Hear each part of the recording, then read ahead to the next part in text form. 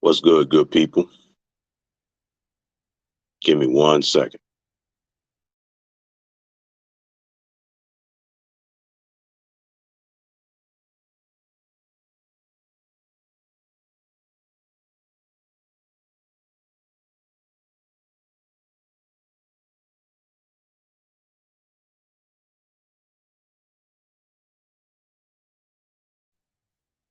All right, there we go. What's good, good people? It's your man Yosef X, and as you can see, I'm at work right now, so I'm going to keep this brief. I do, however, want to talk to you briefly about defending yourself. Defending yourself. Why do I want to talk about defending yourself? Well, it's really simple. Look at all of the killings that's going on right now. I mean, everything from babies being murdered, landlords being murdered, bus drivers having to defend themselves from young thugs and hoodlums. I mean, it continues to become the wild, wild west out here. It does. It continues to become the wild, wild west. It does. It continues to be the wild, wild west out here. And we also are living in a time where you have other people that desires to disrespect other people. It's become more and more apparent. It's become more and more blatant. People are not going to just stand idly by and let other people disrespect them, professionally or personally. Yes, I have said that the inner chains of inner restraints continues to be removed, especially when it comes down to a man defending himself against a woman. But it's deeper than that now. Much, much deeper than that. Just because somebody happens to be a good person, a good man or a good woman, that doesn't mean that they are going to allow themselves to be walking doormats. I mean, in Charlotte, North Carolina, a few days ago, there was a shootout which involved a bus driver and a passenger. And both the bus driver and the passenger received gunshot wounds.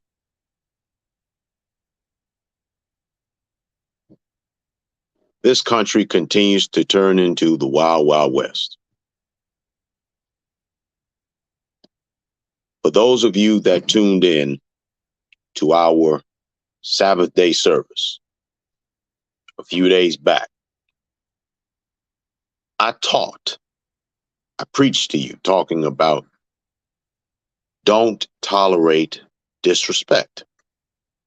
Nobody in this world has the right to disrespect their fellow man.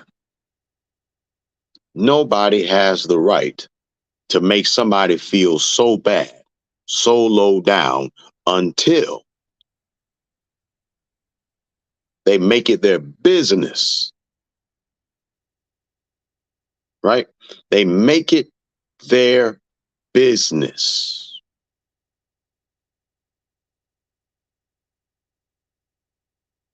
They make it their business to disrespect people.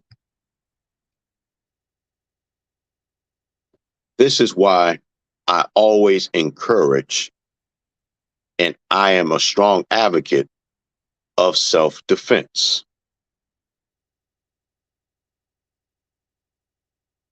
I don't advocate violence. because senseless violence means nothing. It's pointless, it's useless.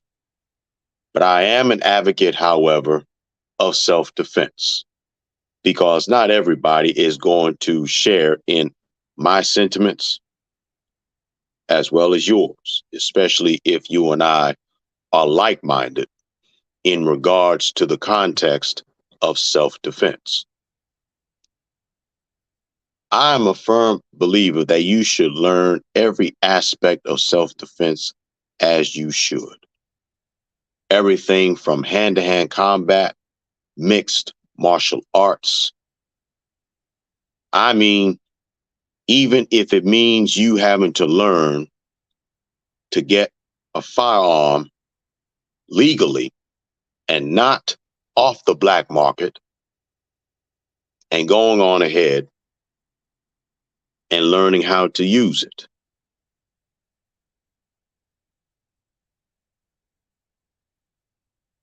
This is another reason why, for myself, I'm grateful that I am continuing on maturing. Good morning, Brother Walter. Thanks for joining me. This is why I am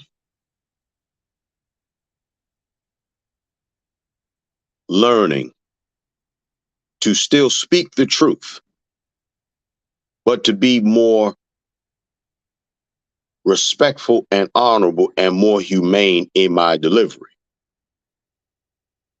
Because for those of you that have been following me for a long time, for a few years, ever since I've been a podcaster, you know for a fact that I enjoy poking the bear. I enjoy getting the smoke. But I also understand and I also observe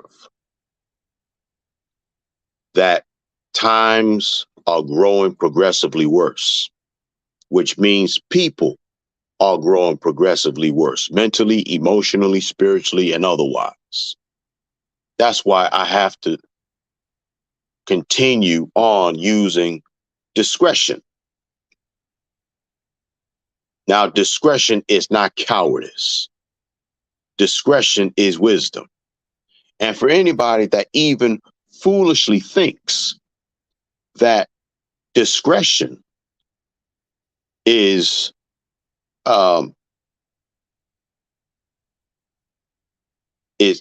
cowardice, you're a fool. You are a fool. Now, I understand that the bus driver in Charlotte, when he defended himself against this young thug, he was terminated from his position as a bus driver in the city of Charlotte. I think I know why. It was not a matter of him defending himself. By all means, again, I am an advocate of self-defense, just like Brother Walter is. We are all for self-defense. But I think where the bus driver made his gravest mistake was simply this. His gravest mistake was when he got off the bus and he fired one last round. I think if he had stayed on the bus, defending himself like he did, I think his chances of being terminated would have been a lot less. But, you know, when you just had your life threatened, when your life is on the line, you don't think logic. It's impossible to think logically. All logic is thrown out the window. You're focused on survival. You're focused on survival mode. Period. That's your focus. Your focus is self-defense. That's survival mode. You're in the frame of mind where, look, it's either my life or yours. And I choose to take your life in order to defend me. Now, any of you that have been in life-threatening situations, you know what I'm talking about. Logic is out the window. Survival mode comes into play. I'll say this, and I got to get back to work.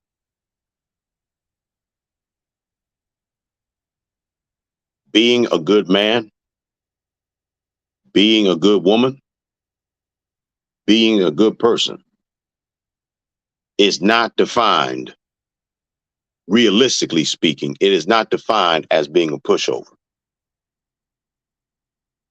Because whether you are aware of it or not, we are coming upon a time, if we haven't gotten to that point already, we are at a point where good people, honorable men and honorable women are going to be forced to take up arms.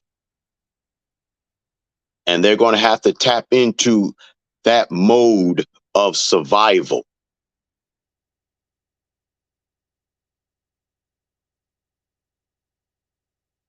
They're going to be forced to tap into that mode of survival where it says, listen, all bets are off now. It is now the law of survival. It is. This is the law of survival. People are sick and tired of being sick and tired. Since many people in the United States and abroad, since they feel that the laws that supposedly are supposed to govern its citizens has failed them, they are now being forced to take matters into their own hands. They're being forced to take matters into their own hands. And at the end of the day, it's not going to end well. I mean, it's already bad enough that people hate the truth, because what the majority of people want is for their delusional opinions to come from your mouth instead of being open and honest and realistic about issues and about people. They want you to fall in line, and they want you to go on and be as delusional as they are.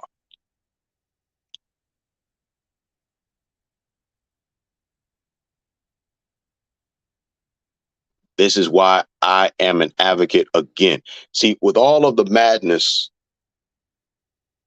with all of the chaos that continues to ensue, this is the reason why I am an advocate of self-defense.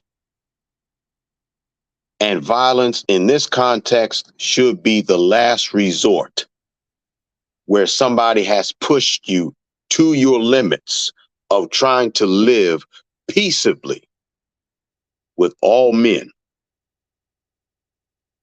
The psychological apparatus and hygiene, their emotional apparatus and hygiene, certainly their spiritual and salvific hygiene, continues to deteriorate. And it continues to deteriorate at a very accelerated pace.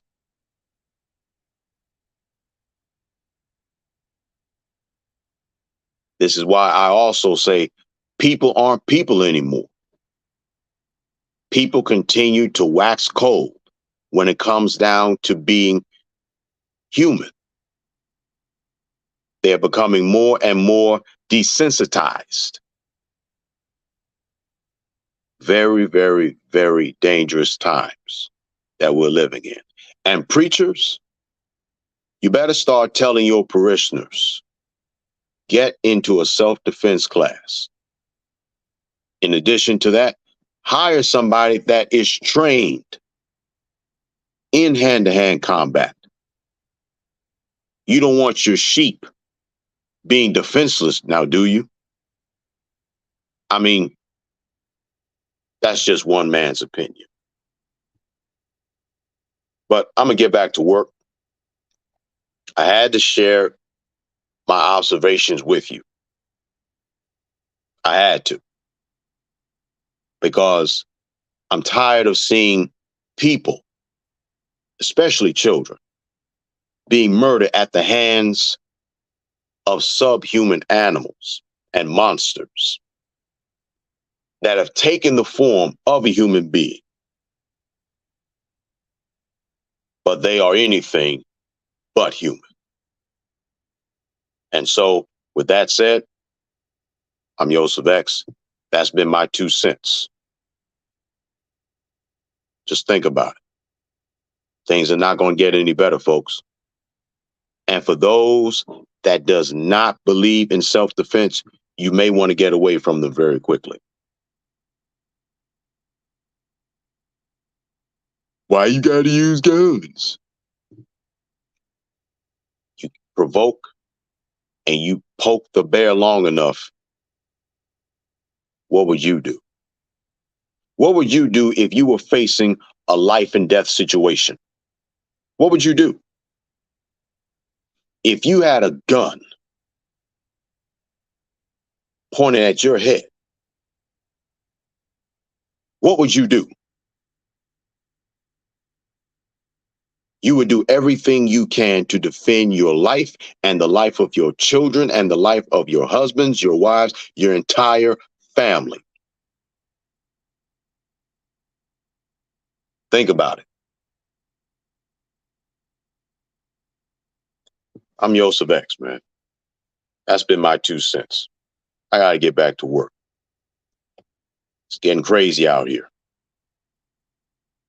It's the wild, wild west. One more thing and I'm out of here. During the 19th century, the 1800s,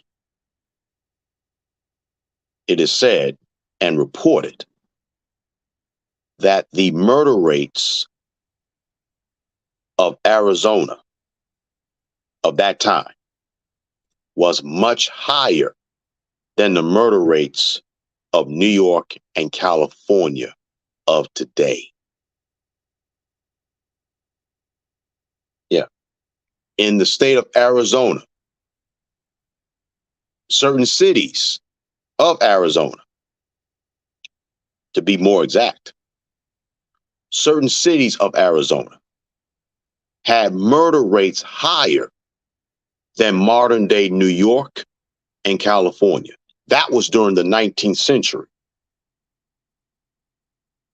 And the way things are headed, the way things are going because of the way people are, it's heading in that percentage all over again. Y'all be safe out here, man. That's my 2 cents. Enjoy the rest of your day. Stay safe, be sober, and be vigilant. Peace. I'm out.